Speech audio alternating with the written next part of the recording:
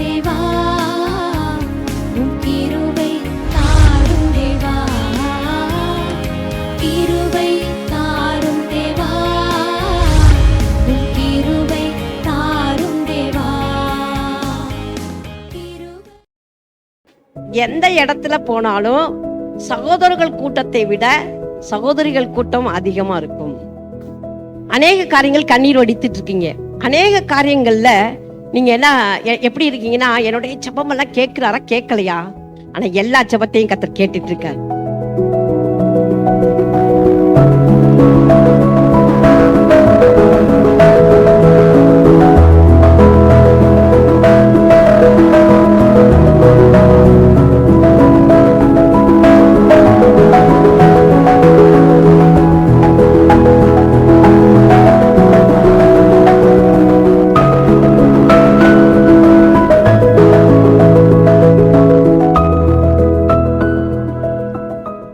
ஆமென், அல்லேலூயா.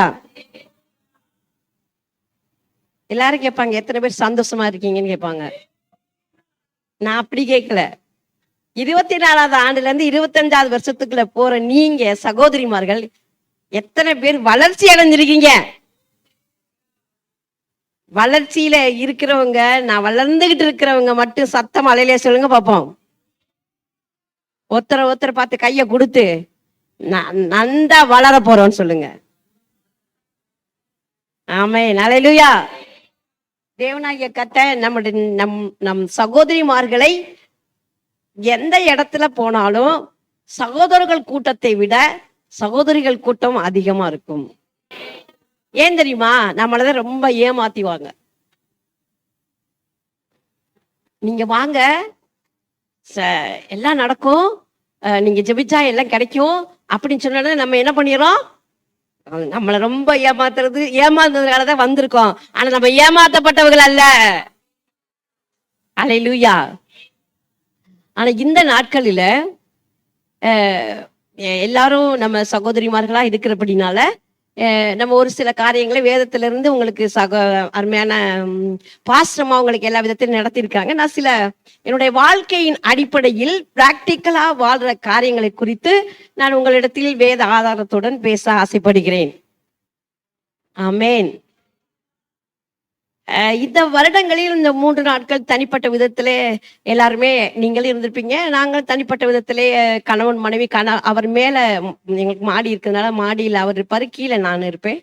3 நாட்களுமே உபவாசம் எடுத்து இந்த கூட்டங்களுக்காக ஜெபிப்பது உண்டு. அது போல நாங்கள் ஸ்ரீலங்கா பதிகளுக்கு கடந்து போயிட்டு வந்ததுக்கு பிறகு எங்களுக்கு நாட்கள் இல்லை, அடுத்தடுத்து ஊழியங்கள் இருந்ததுனால அவர் இருக்க ஆரம்பிச்சோன்னா சரி நம்மளுமே சேர்ந்து இது இல்லைன்னா 2 பேருமே தனித்தனியா ஒவ்வொரு நாட்கள் எடுத்துக்குவோம். 2 பேரும் சேர்ந்து 3 நாட்கள் இருந்துட்டு இருக்கும்போது எனக்கு ஒரு சில காரியங்கள்ல எனக்கு மனதுல சில காரியங்கள் இன்னும் மகிழ்ச்சி வரணும் அப்படின்னு சொல்லி இருக்கும்போது ஆண்டவர் இந்த வருடங்கள்ல உங்களுக்கு சேர்த்து தான் சொல்றேன், எனக்கு மட்டும் இல்ல, அநேக காரியங்களில் நீங்கள் சந்தோஷம் அடைவீர்கள். அநேக காரியங்கள் கண்ணீர் வடித்துட்டு இருக்கீங்க. அநேக காரியங்கள்ல நீங்க என்ன எப்படி இருக்கீங்கன்னா, என்னுடைய ஜெபம் எல்லாம் கேட்கிறாரா கேட்கலையா, ஆனா எல்லா ஜெபத்தையும் கர்த்தர் கேட்டுட்டு இருக்காரு.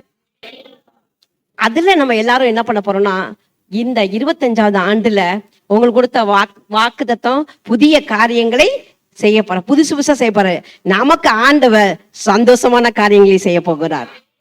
அல்லேலூயா. நான் ஜெபித்த ஜெபம் எல்லாம் வீணா போகவில்லை, நான் விதைச்ச விதையெல்லாம் தரிசா மாற இல்ல. நான் ஜெபித்த ஜெபம் எல்லாம் வீணா போகவில்லை, நான் விதைச்ச விதையெல்லாம் தரிசா போகவில்லை. இயேசுவின் நாமத்தில் ஜெபிக்கிறோம் நல்ல பிதாவே. நம்ம ஜெபித்திருக்க ஜெபங்களுக்கெல்லாம் கர்த்தர் பதில் கொடுத்திருக்கிறார். நம்ம விதைச்சிருக்க விதைக்கெல்லாம் அறுவடையை பார்க்க போறோம். எடுத்து வாசிப்போம். லூக்கா எழுதின சுவிசேஷம் 1ஆம் அதிகாரம். எடுத்தவர்கள் என்னோடு கூட சேர்ந்து இணைந்து வாசிக்கலாம். 14வது வசனம். உனக்கு சந்தோஷமும் மகிழ்ச்சியும் உண்டாகும், அவன் பிறப்பின் நிமித்தம் அநேகர் சந்தோஷப்படுவார்கள். மறுபடியும் இணைந்து எல்லாரும் சேர்ந்து இந்த அவன் பிறப்பின் நிமித்தம், எல்லாரும் சொல்லுங்க பாப்போம். அவன் பிறப்பின் நிமித்தம் எல்லோரும் எல்லோரும் நான் பிறந்தது நிமித்தம் எல்லாரும் சந்தோஷப்பட்டிருக்காங்களா? சொல்லுங்களேன் கையில நெஞ்ச வச்சு. நான் பிறந்த உலகத்துல பிறந்தது நிமித்தம் எல்லாரும் சந்தோஷம் அடைஞ்சிருக்காங்களா? சந்தோஷம் அடைஞ்சிருக்கணும். அல்லேலூயா. அதாவது 2 காரியம். ஒண்ணு பூமியில வரும்போது ஒண்ணு எல்லாரும் செய்வாங்க. பூமியில வரும்போது அது செய்யும், பூமியை விட்டு போகும்போது நம்ம செய்வோம்.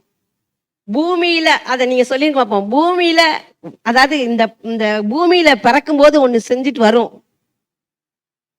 இங்க இருந்து போகும்போது நம்ம எல்லாம் என்ன செய்வோம்னு 2 காரியம் செய்வோம். என்ன 2 காரியம் இருக்கு, கொஞ்சம் யோசிங்க பார்ப்போம். இல்ல நம்ம அதாவது பூமியில வந்த உடனே ஒண்ணு செஞ்சுக்கிட்டு தான் வரும். அழுகும். எது அழுகும்? குழந்தை. ஆனா போகும்போது எல்லாரையும் அழ வச்சுட்டு போகும். இந்த பூமியில வரும்போதே அது என்ன பண்ணிட்டு வரும்? அது அழுகலைன்னா தட்டி தட்டி தட்டி தட்டி என்ன பண்ணுவாங்க? அழ வச்சாத்தான் அது உயிரோட இருக்குன்னு சொல்லுவாங்க. ஆனா அது உயிர் போகும்போது நம்மெல்லாம் உயிர் போகும்போது மற்ற எல்லாரும் அழ வச்சுட்டு நம்ம எல்லாரும் சேர்ந்து அழுதுட்டு தான் அவங்க போயிடுவாங்க. ஆனா எல்லாரும் என்ன பண்ணிட்டு இருப்போம்? அழுதுட்டு இருப்போம். அது மாதிரி பூமியில அந்த குழந்தை பிறந்த உடனே பெற்றெடுக்கிறவங்க கொஞ்சம் துக்கப்படுவாங்க கொஞ்ச நேரம் வழியில. ஆனா அதை பிறந்து முடிஞ்ச உடனே எல்லாருக்கும் என்ன உண்டாகும்? பார்த்தா அந்த குடும்பத்துல எல்லாரும் வந்துருவாங்க. இவங்க கஷ்டப்பட்டு பெத்து போட்டு அப்படி இருப்பாங்க. அங்க பார்த்தா கொடி கொடியா வரும். அவங்க வருவாங்க, இவங்க வருவாங்க. வெளியே நின்று ஆம்பளை பிள்ளையா பொம்பளை பிள்ளை. ஆம்பளை பிள்ளைன்னா அங்க பார்த்தா அந்த ஹாஸ்பிட்டலுக்கு முன்னாடி பார்த்தா ஆம்பளை பிள்ளைங்க என்ன ஒரே சந்தோஷம் உண்டாகும். இங்க இருந்து போன் போகும். ஆம்பளை பிள்ளை பிறந்த உடனே அப்படியே ஆம்பளை பிள்ளை பிறந்துச்சான். அது முதல்ல ஒரு கல்யாணம் பண்ணி குழந்தை இன்னும் அந்த பொண்ணு இப்போதான் கல்யாணம் பண்ணி ஜெபாபா அவங்க பேரு. அவங்க வீட்டுல போய் அங்க ஊர்ல இருக்கணும் இல்ல சும்மாதான் இருக்கா அதான் சொல்லுவாங்க. ஆனா கன்சீவ் ஆச்சு. அடுத்து கன்சீவ் ஆன உடனே குழந்தை பிறந்துருச்சு. அது என்ன குழந்தை? ஆம்பளை. அப்படி அவன் பிறந்தது நிமித்தம் சந்தோஷம் அடைந்தார்கள். நம்ம ஒரு விஷயம் நினைப்போமா, நான் பிறந்தது நிமித்தம் நான் எத்தனை பேரை சந்தோஷம் உண்டாகியிருக்கேன் நம்ம நினைக்கணும். நம்ம சபைக்கு கூடி வரோம். என் குடும்பத்துல எல்லார் மத்தியிலையும் நான் சந்தோஷம் உண்டாக்குறவளா இருக்கிறேனா? இல்ல நான் இருக்கிற இடத்துல எப்ப பார்த்தாலும் சமாதான குலைச்சல் வருதா? எப்ப பார்த்தாலும் பிள்ளைகளோட பிரச்சனை, கணவனோட பிரச்சனை, இப்படி பண்ணி அந்த இடத்துல சமாதான குலைச்சல் வந்தா? சண்டைக்காரிய இருக்கிறதோட ஒரு மூலையில குடியிருப்பது நல்லதுன்னு சொல்லி நீதிமொழிகள் சொல்லுது. அப்ப நம்ம சமாதானமா இருக்கிறதுக்கு ஏதுவான காரணங்கள் நான் பிறந்த நிமித்தம் இருக்கா? என் குடும்பத்துல நான் போனது நிமித்தம், மற்ற குடும்பத்துல போனது நிமித்தம், மாமியார் மாமனார் இன்னும் இருக்கிறவங்களோட கூட இருந்து நான் சந்தோஷப்படுத்திட்டு இருக்கேனா? அல்லேலூயா. எத்தனை பேரு நான் பிறந்தது நிமித்தம் சந்தோஷமா எத்தனை பேர் இருக்கிறாங்க? ஆனா யோவான் பிறந்தது நிமித்தம் சந்தோஷம் உண்டானுச்சு. நம்முடைய ஆண்டவராகிய இயேசு கிறிஸ்து, அதில் நம்ம மத்தேயு 10:18 நம்ம வாசிக்கிறோம். அந்த நட்சத்திரங்களை கண்ட சாஸ்திரிகள் மிகுந்த ஆனந்த சந்தோஷம் கொண்டாடினாங்க. அவர் இவரை காட்டிலும் சந்தோஷிப்பிக்க, நம்மளை சந்தோஷிப்பிக்க அவர் தன்னையே ஜீவ பலியாக ஒப்பு கொடுத்த தேவன் அவர்.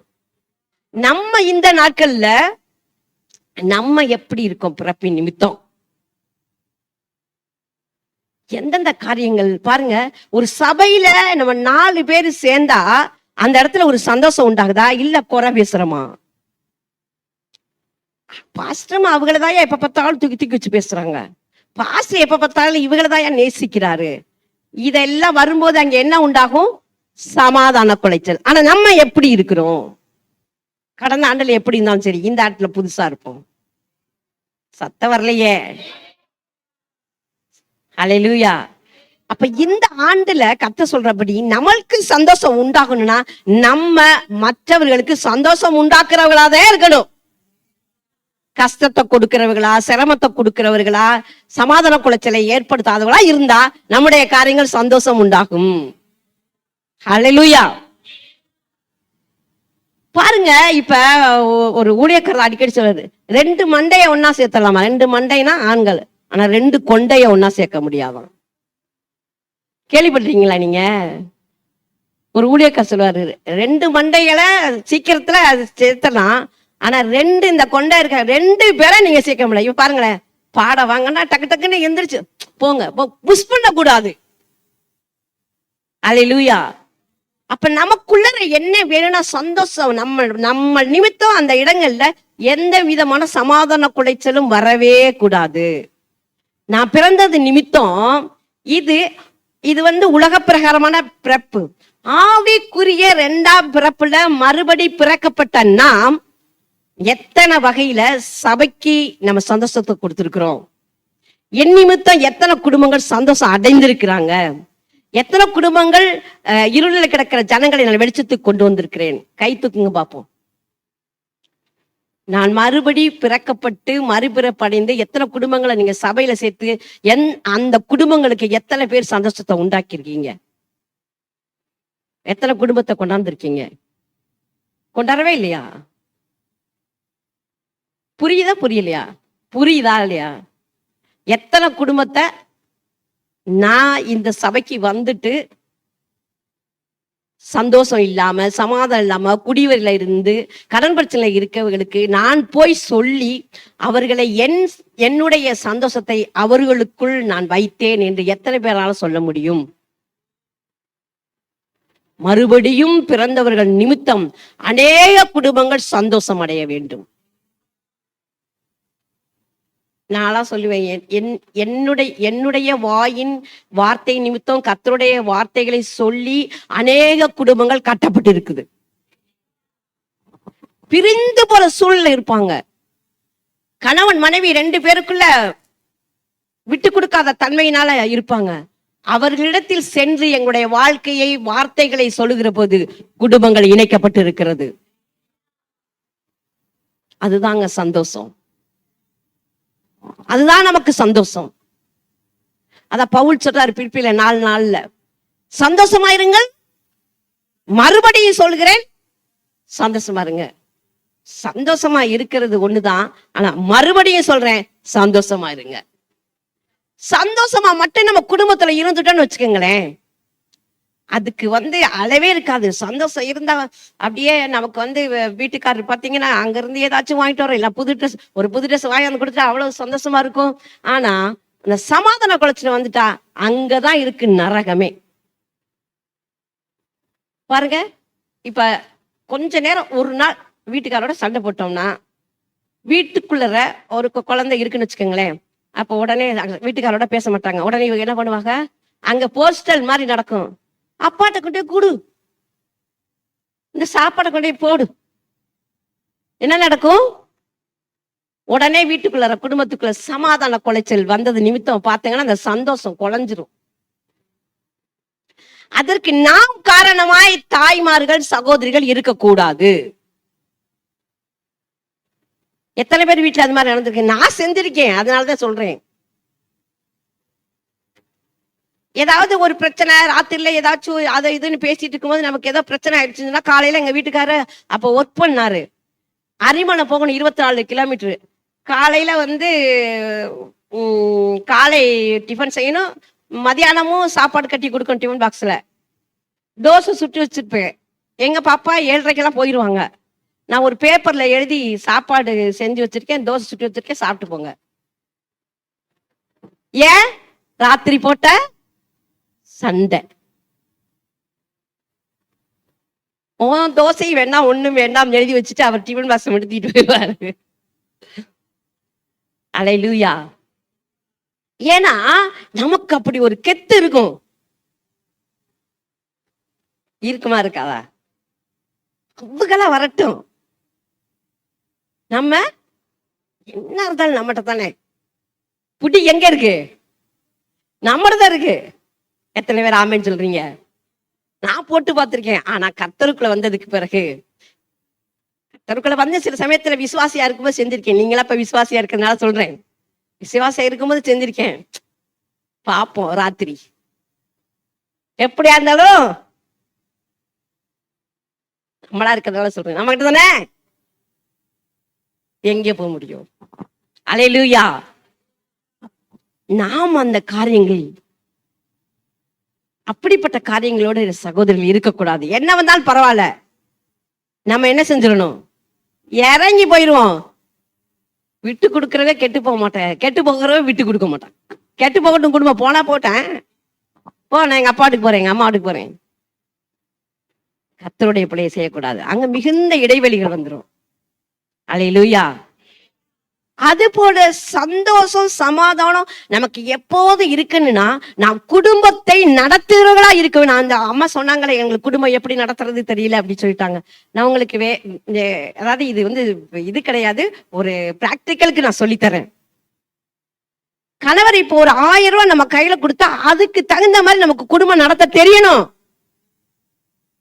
ஒரு வீட்டுல 10,000 சம்பளம் வாங்குறாங்கன்னா அவங்க அதுக்கு தகுந்த மாதிரி அவங்க பிளான் போட்டு செஞ்சிருப்பாங்க.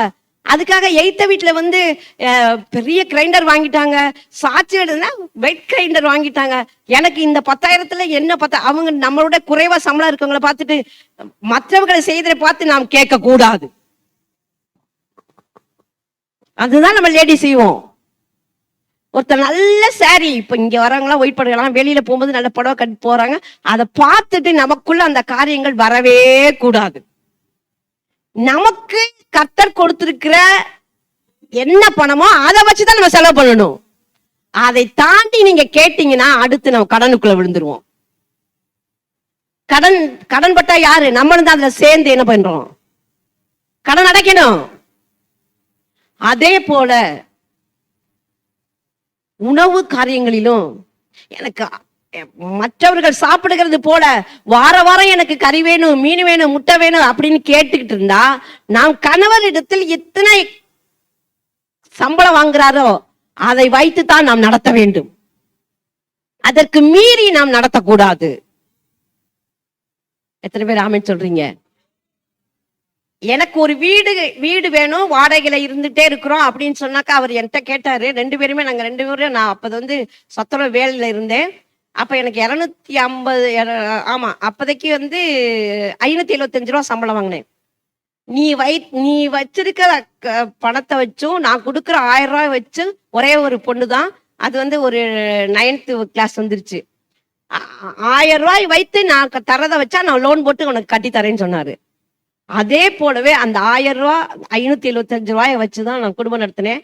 அப்போதைக்கு ஒரு ஜெபம் பண்ணணும், ஆண்டவரே எங்க வீட்டுக்கு விருந்தாடிகள், எங்களோட சொந்தக்காரர்கள் யாருமே வரக்கூடாது, வந்தா எங்களுக்கு நிறைய செலவாகணும். அதே மாதிரியே கடன் அடைக்கிற வரைக்கும் யாருமே சொந்த உறவினர்கள் வரவே இல்லை.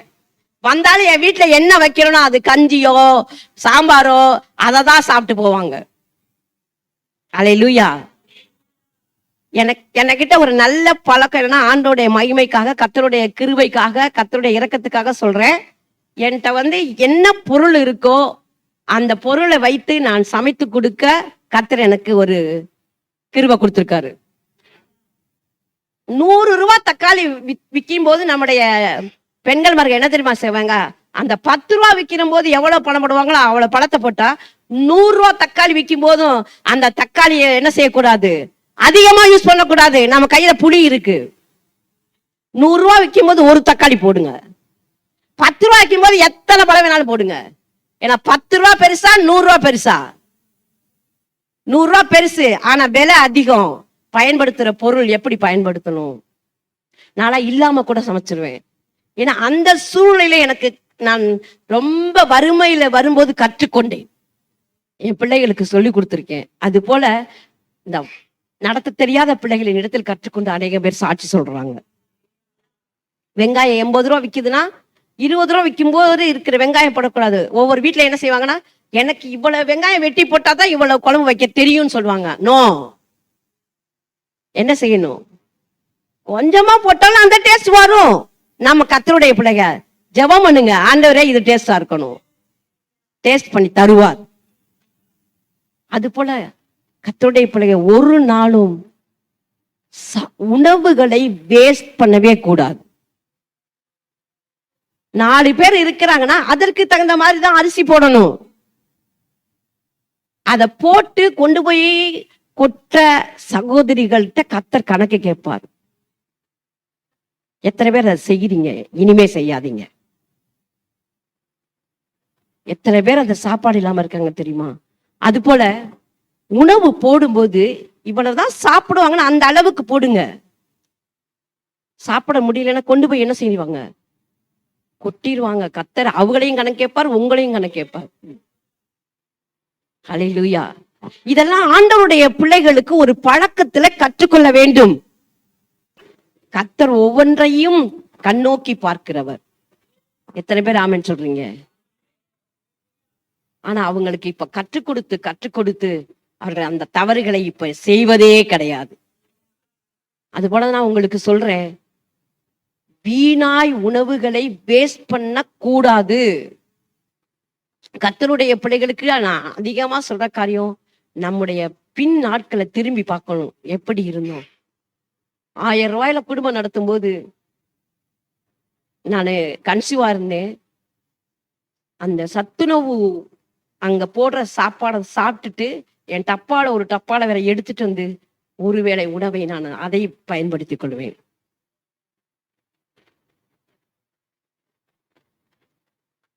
என் கணவருக்கு மட்டும் பொன்னி அரிசி வாங்கி வச்சுட்டு ஒரே ஒரு 1/2 டம்ளர் மட்டும் வடிச்சிருவேன்.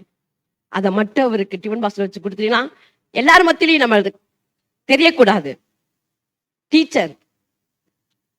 அதனால அந்த ஒரு டம்ளர் ரைஸ் அதை எடுத்து அந்த மதியானத்துக்கு மட்டும் நைட்டு உணவு ரேஷன் அரிசி. கடந்து வந்த பாதைகளை நம்ம திரும்பி பார்க்கணும். நமக்கு ஆண்டவர் ஆசீர்வதிச்சுட்டாருன்னு சொல்லிட்டு நாம் வைத்திருக்கிற ஆசீர்வாதத்தை கொண்டு போய் விரயமாக்க கூடாது. அருமையான கர்த்தருடைய பிள்ளைகளே, இன்றைக்கு வரைக்கும் எங்க வீட்டுல கொஞ்சம் எங்க பசங்க வந்திருக்காங்க, கேளுங்க. அந்த கஞ்சியா இருந்தாலும் அப்படியே புழிஞ்சு அப்படி தாளிச்சு பிள்ளைகளுக்கு யூஸ் பண்ணுவோம், நாங்களும் சாப்பிட்டுக்கோம். அந்த காரியங்கள்ல மட்டும் நிறைய பேரு தவறு செய்யறாங்க. கர்த்தரால் ஆசீர்வதிக்கப்பட்ட வீடுகள்ல இப்படிப்பட்ட தவறுகள் இனி ஏற்படக்கூடாது. ஹல்லேலூயா. நாம் கடந்து வந்த பாதைகள், கடந்து வந்த நேரங்கள் எல்லாம் நமக்கு கண்ணீர்ல வந்த பாதைகள்லாம் தெரியும். ஆனாலும் நம்மை ஆசீர்வதித்து விட்டார்னு சொல்லிட்டு நம்முடைய காரியங்களை எதையும் கர்த்தருக்கு முன்பதாக தவறுதலாய் செய்யக்கூடாது. அருமையான கர்த்தருடைய பிள்ளைகளே, நம்முடைய வாழ்க்கையில பின்னோக்கி பார்க்கிற பின்னானவைகளை பார்த்து நான் வாழ்கிற போது கர்த்தர் மேன்மேலுமாய் கர்த்தர் ஆசீர்வதிப்பார். கர்த்தர் எங்களை குறைவில்லாதபடி கர்த்தர் நடத்தி வருகிறார், குறைவில்லாமல் ஆசீர்வதிக்கிறார். இன்றைக்கும் என் மகள் வந்தா எந்த வீட்டுக்கு எந்த ஊருக்கு போனாலும் எந்த சாதம் கொடுத்தாலும் சாப்பிடும்.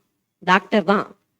அதை பார்த்து எல்லாரும் சந்தோஷப்படுவேன். ஏன்னா நான் வளர்த்து வந்த விதம். சில பிள்ளைங்க என்ன செய்யும், எனக்கு கொண்டு சின்ன அரிசி போட்டதை சாப்பிடுவேன், பெரிய அரிசி போட்டா சாப்பிட மாட்டேன்.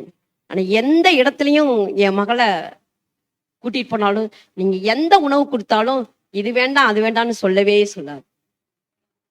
ஏன்னா அந்த அளவுக்கு எங்களோட பயணித்து வந்த ஒரு மகள் எதா இருந்தாலும் சாப்பிட்டுக்கிறோம். அல்லேலூயா. கர்த்தருக்கு மகிமை. இந்த நாட்கள்ல 2 பிள்ளை 3 பிள்ளை எல்லாரும் வைத்திருப்பாங்க.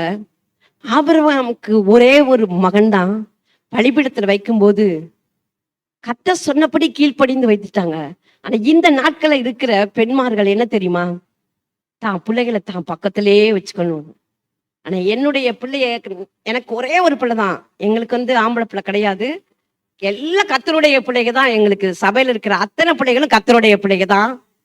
ஆனாலும் அதனுடைய படிப்பின் காரணம் நிமித்தம் நாங்க வெளியில அனுப்பினோம்.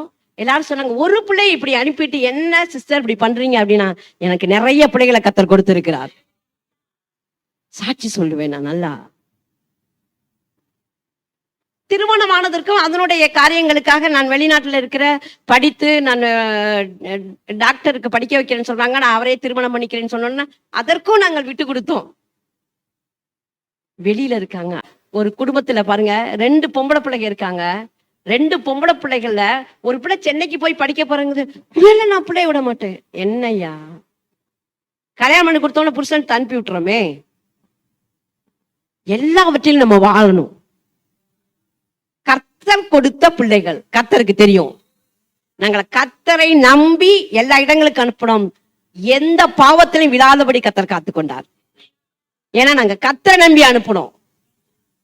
அந்த அளவுக்கு நான் காலையில நீங்க கேட்டீங்க பிள்ளைகளை வளர்க்கிறது நிறைய பாச சொல்லிட்டாரு, நான் சொல்ல வேண்டிய அவசியம் இல்லை. அது போல இந்த நாட்கள் இருக்க அருமையான கர்த்தருடைய பிள்ளைகளே, கர்த்தருடைய பாதுகாப்பு எல்லாம் வேணா கர்த்தருடைய பலிபீடத்துல வச்சுட்டு போயிருங்க. ஒரு ஊழியக்காரர் சொன்னாரு, உங்களுக்கு பிரயோஜனமா இருக்கும்.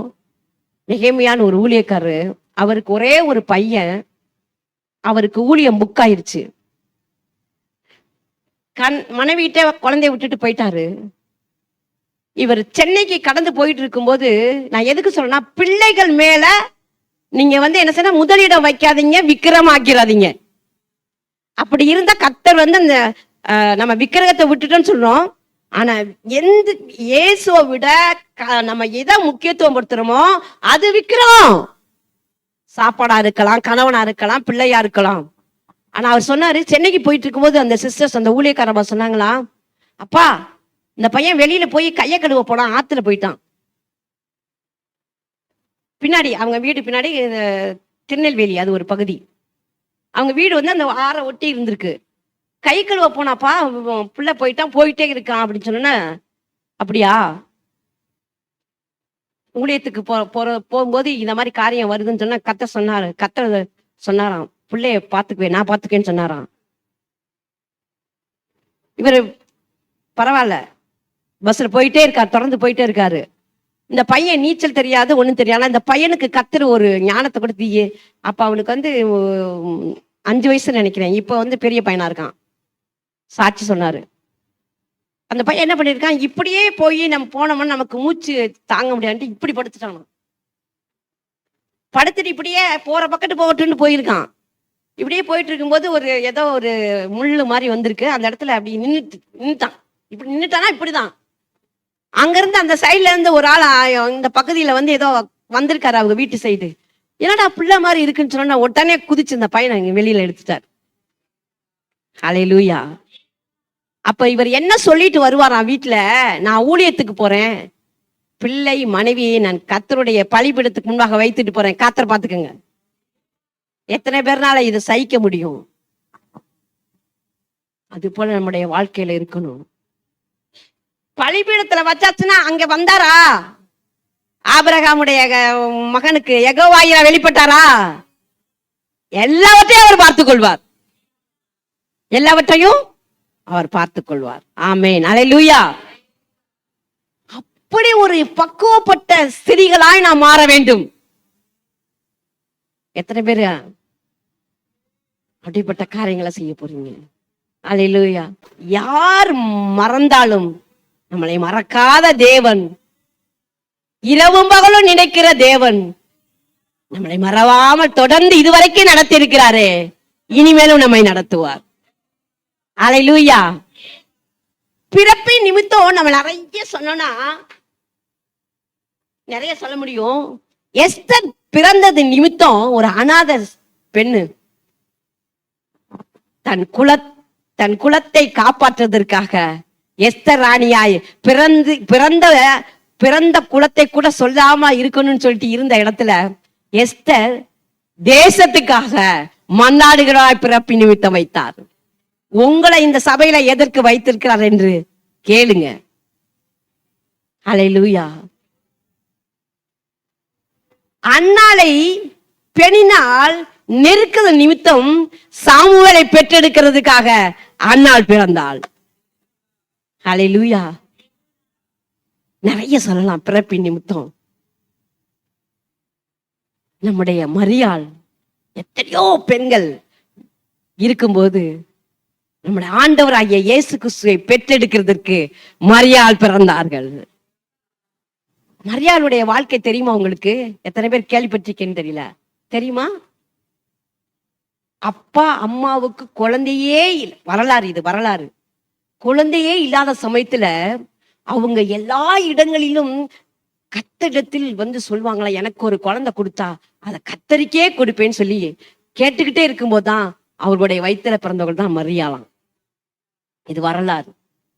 அப்படிப்பட்ட ஒரு மரியாளை சூஸ் பண்ணி தான் நம்ம ஆண்டவராகிய இயேசு கிறிஸ்து அவருடைய கற்பத்திலே கர்த்தர் வைத்தார்.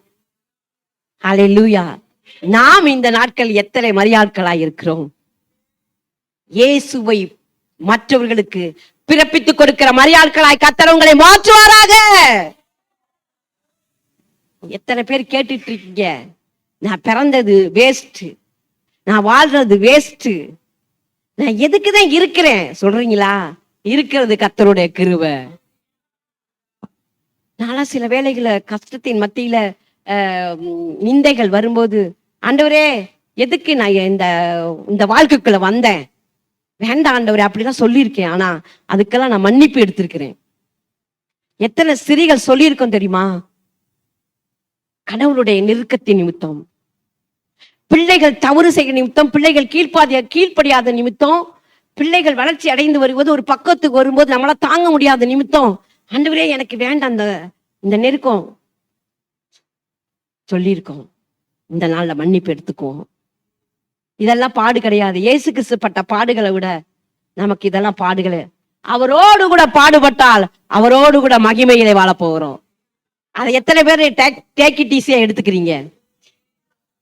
பாடுகள் படும்போது அவரோட மகிமையில் நம்ம காண போறோம். அல்லேலூயா. சொல்லுவோம் தான், ஏன்னா லேடிஸா இருக்கிறதுனால இருதயம் தாங்க முடியாத சூழ்நிலையில வந்துரும் வார்த்தைகள். அல்லேலூயா. அருமையான கர்த்தருடைய பிள்ளைகளே, இந்த நாட்கள்ல அப்படிப்பட்ட காரியங்கள் நமக்கு வேண்டாம். நான் பிறந்தது நிமித்தம் சபைக்குள்ள கர்த்தரை கொண்டு வந்தார். எபேசியர் 1:5 சொல்லுது, நான் பிறக்கிறதுக்கு முன்பதாகவே, உலக தோற்றத்துக்கு முன்பதாகவே நான் உன்னை தெரிந்து கொண்டேன். என்னை அப்படித்தான் தெரிஞ்சுக்கிட்டாரு. உலக தோற்றத்துக்கு முன்பதாகவே, நமக்கு பேரிடுறதுக்கு முன்பதாகவே, தாயின் கருவில் இருக்கிறதுக்கு கர்த்தர் நம்மளை முன்குறித்ததுனாலதான் தெரிந்து கொண்டவர்களாய் வந்து அமர்ந்திருக்கீங்க. அல்லேலூயா. எப்படிப்பா உமக்கு நன்றி சொல்லுவேன், சொல்ல வார்த்தையே இல்ல, நீங்க போது என் வாழ்க்கை முழுவதும் வேற ஆசையே இல்ல. எப்படிப்பா உமக்கு நன்றி சொல்லுவேன், நீங்க போது என் வாழ்க்கை முழுவதும் வேற ஆசையே இல்ல. அல்லேலூயா. அது போதுங்க நமக்கு. இயேசு போதுன்னு எத்தனை பேர் சொல்றீங்க? இயேசு போதுன்னு சொல்றவங்களுடைய வாழ்க்கையில வேற ஆசையே இல்ல. அல்லேலூயா. நமக்கு ஒவ்வொரு நாட்களிலும் எழுந்திருக்கும் போதும் உட்காரும் போதும் நம்மளை அறிந்திருக்கிற தேவனாகிய கர்த்தர் அவர் நமக்கு போதும்.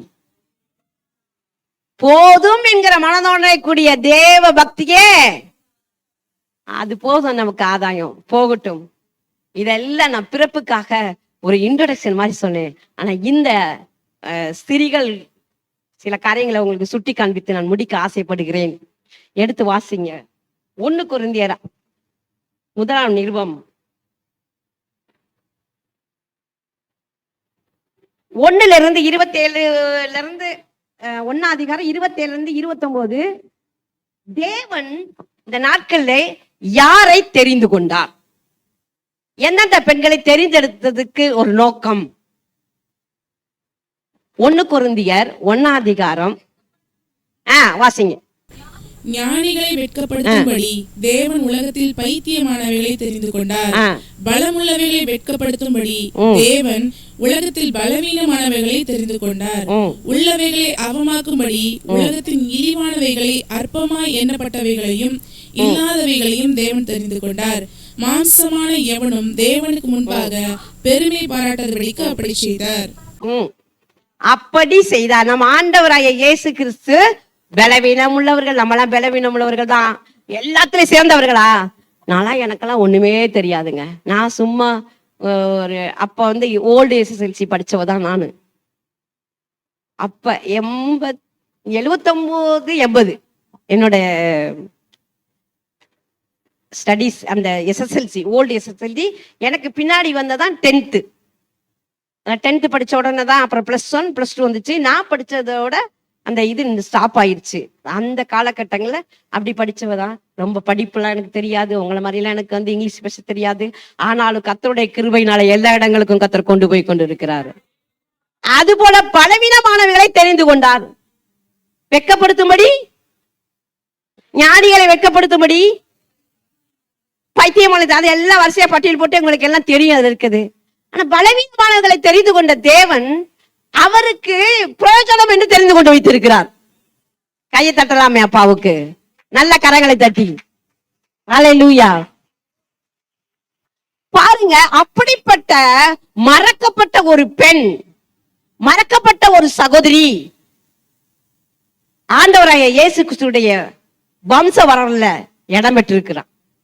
நீங்களும் நானும் கர்த்தருடைய வம்ச வரலாறு இருக்கிறவர்கள். ஏன் சொல்றேன்னா, நம்ம மூலமாக சந்ததி வந்துகிட்டே இருக்கு. கிறிஸ்துவின் சந்ததி தலைமுறை தலைமுறைக்கும் சந்ததி சேவிக்கும். நான் கொண்டு வருகிற ஒரு ஆத்துமா, நான் பெற்றெடுக்கப்பட்ட ஒரு சந்ததி, அந்த சந்ததி கிறிஸ்துவின் சந்ததியா போயிட்டு இருக்கும் போது அது வம்ச வரலாறு இடம் பெற்றுக்கிட்டே இருக்கும். எத்தனை பேருக்கு சந்தோஷம் இருக்கு? அல்லேலூயா. அப்ப மறக்கப்பட்டவளாய், நினைக்கப்படாதவளாய் இருந்த ஒரு சகோதரி எடுத்து நம்ம வாசிக்க போறோம். மத்தேயு எழுதின சுவிசேஷம் 1ஆம் அதிகாரம் 3வது வசனத்தை வாசிங்க பாப்போம். யூதா பாரேசையும் சேராவையும் தாமாரின் இடத்தில் பெற்றான். தாமார் என்கிற சகோதரி. தாமார் எப்படிப்பட்டவள்? நம்ம ஆதியாகமத்துல வாசிச்சோம், நேரம் போயிடும். ஆதியாகமம் 38 அதிகாரத்துல நீங்க உங்களுக்கு எல்லாம் பாஸ் இதெல்லாம் வந்து பைபிள் ஸ்டடி அந்த மாதிரி சிஸ்டர் எல்லாம் சொல்லி கொடுத்திருப்பாங்க.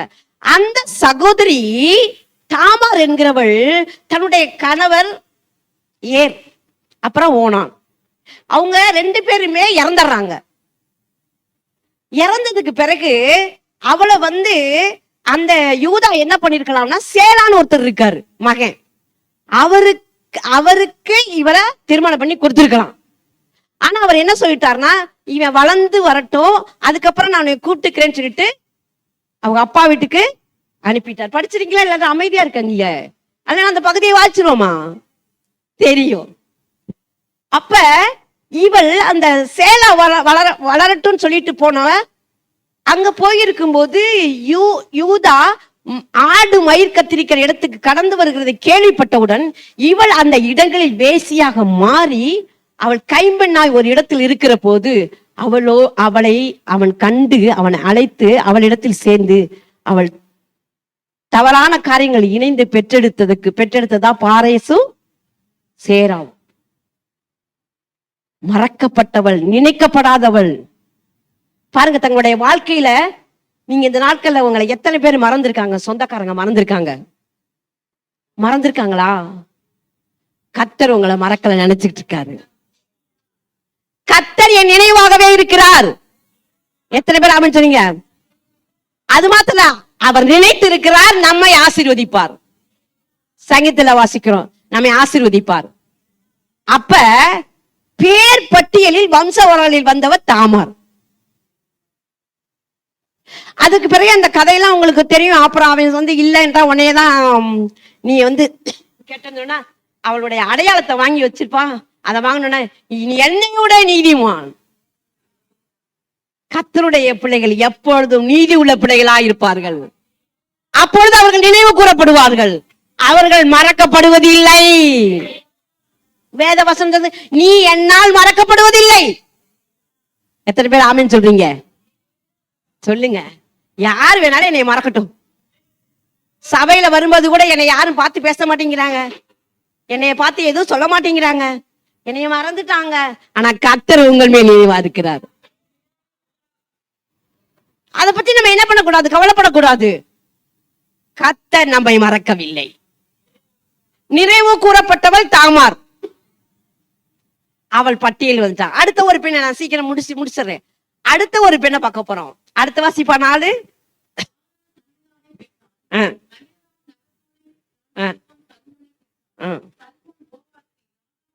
ராகாப் என்கிற இவளுக்கு சுட்டி காண்பிக்கப்பட்ட பேர் யோசுவாவுல 2ஆம் அதிகாரத்துல வாசிக்கிறோம்.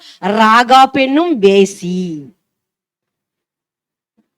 ராகாப் என்னும் வேசி. அப்ப அவளுடைய காரியங்கள் எல்லாம் தாறுமாறாய் தவறுதலாய், சின்ன வயசுலயே சொல்லுவாங்கல்ல, பொட்டு கட்டி விட்டுட்டாங்கன்னு சொல்லுவாங்கல்ல, அப்படின்னா அவங்களோட லைஃபே ஒரு மாதிரி.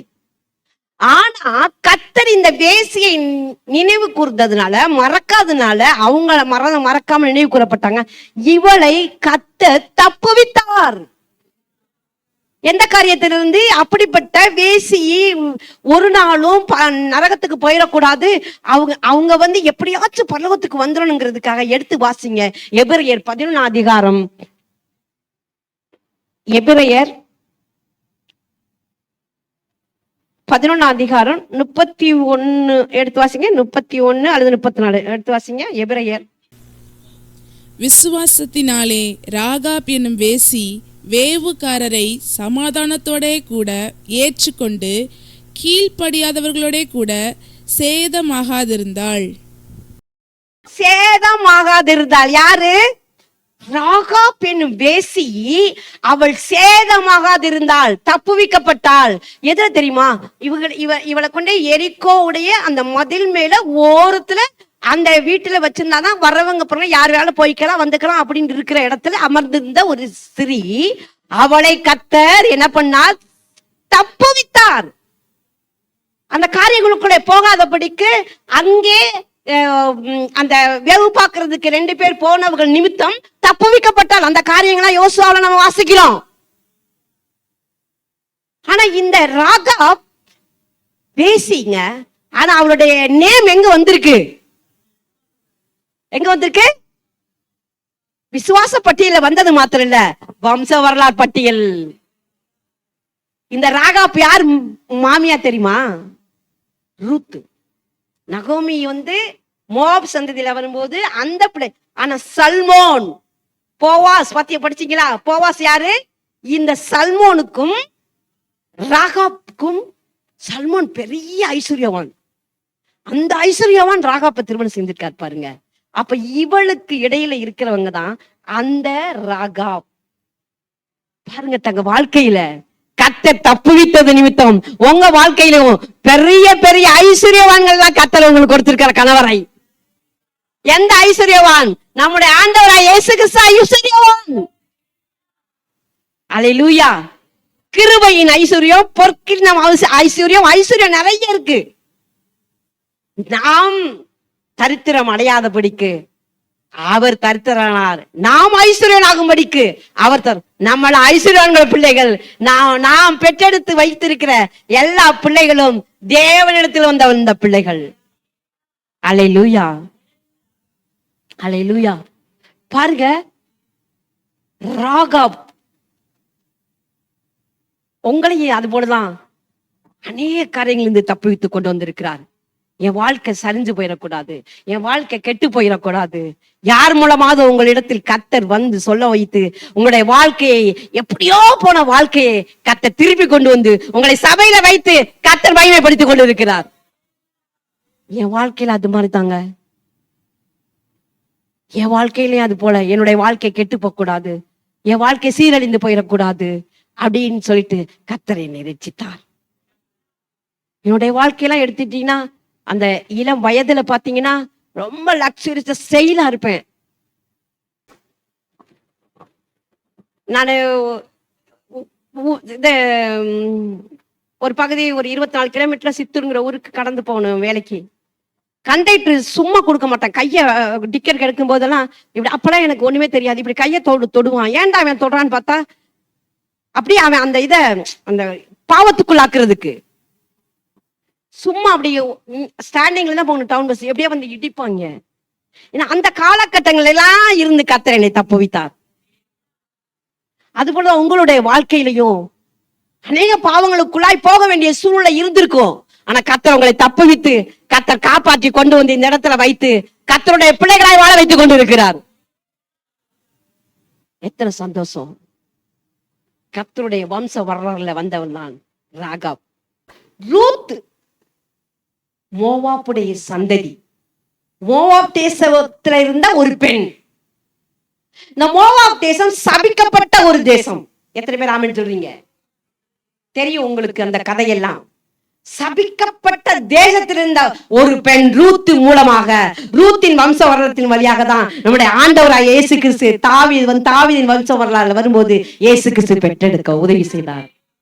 அல்லேலூயா. அப்ப இந்த நாட்கள்ல நீ சாபத்தின் வாழ்க்கையில, சாபப்பட்ட வாழ்க்கையில, சபிக்கப்பட்ட வாழ்க்கையில இருந்த உங்களை கர்த்தர் சந்தித்து இருக்கிறார்.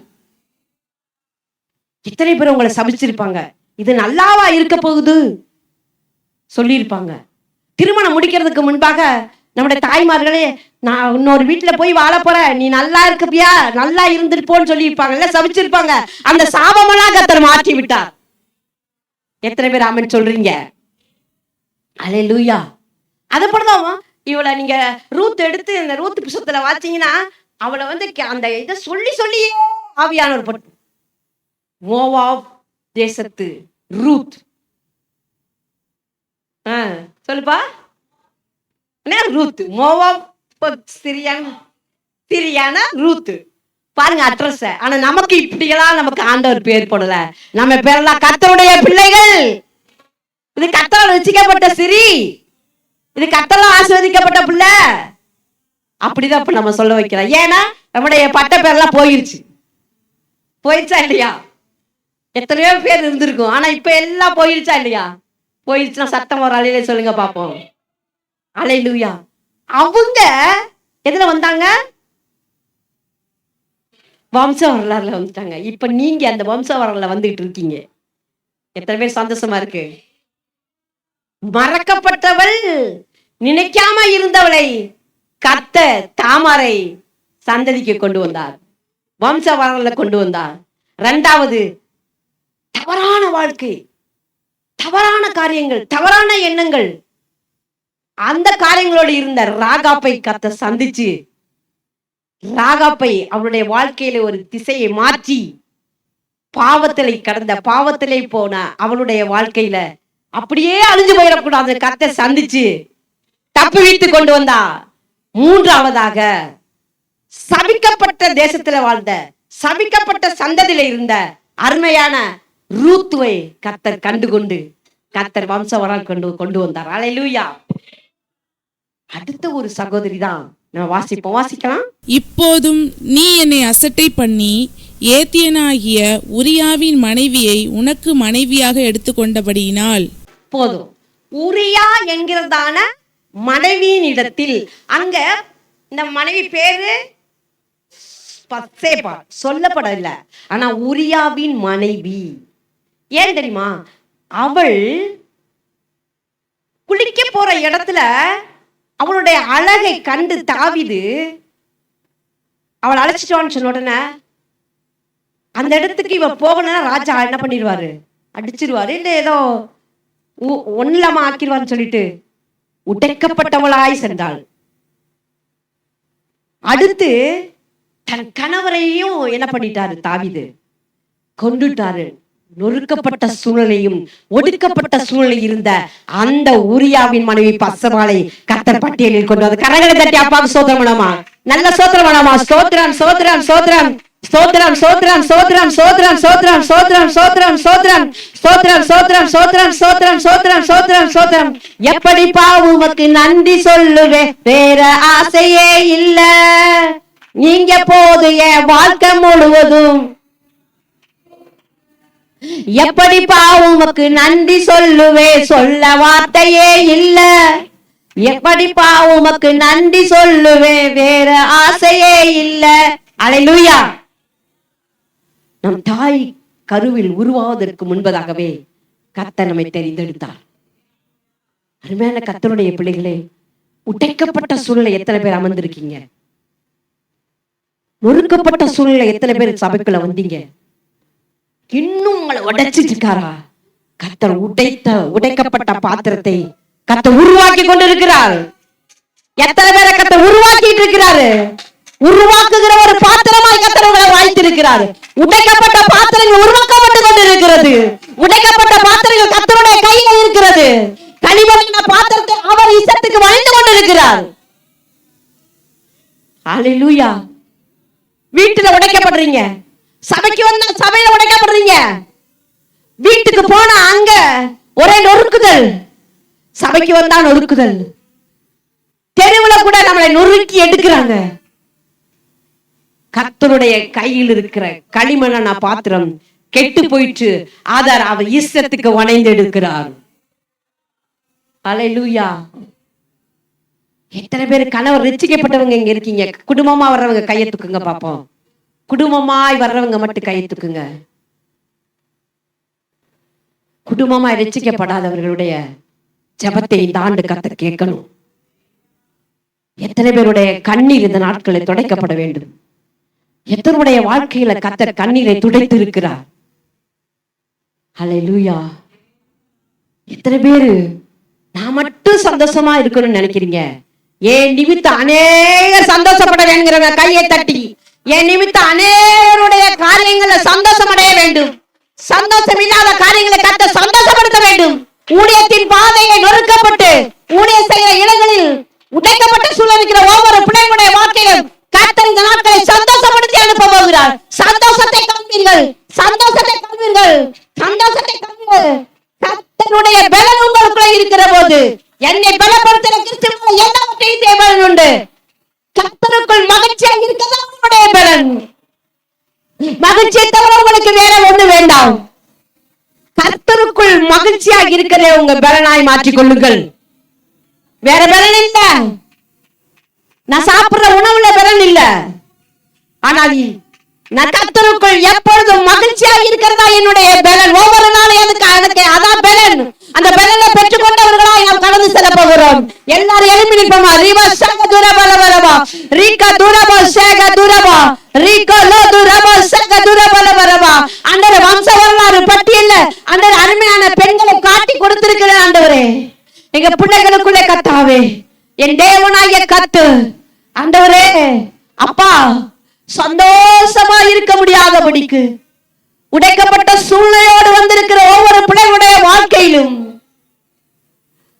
பத்சபாளை போல, ரூத்துவை போல, ஆண்டவரே ஒரு ராகாப்பை போல, ஆண்டவரே ஒரு தாமாரை போல இந்த நாட்களில் பெண்களுடைய வாழ்க்கையில காணப்படுகிறது ஐயா. கண்ணீரை பார்க்கிற தேவன், கண்ணீரை துடைக்கிற தேவன். கிறிஸ்துவுக்குள் பிரியமானவர்களே, இந்த செய்தியினால் நீங்கள் ஆசீர்வாதம் பெற்றிருப்பீர்கள் என்று நாங்கள் நம்புகிறோம். தொடர்ந்து உங்களுக்காக ஜெபிக்கவும் ஆலோசனை வழங்கவும் எங்களோடு நீங்கள் தொடர்பு கொள்ள வேண்டிய முகவரி: பாஸ்டர் ஆர். ஆரோக்கியம், 195 KLKS நகர், புதுக்கோட்டை 622001. தொலைபேசி எண் 043222667888. கைபேசி எண்கள் 9842198101 மற்றும் 9750190988. கர்த்தர் தாமே உங்களை ஆசீர்வதிப்பாராக. ஆமேன்.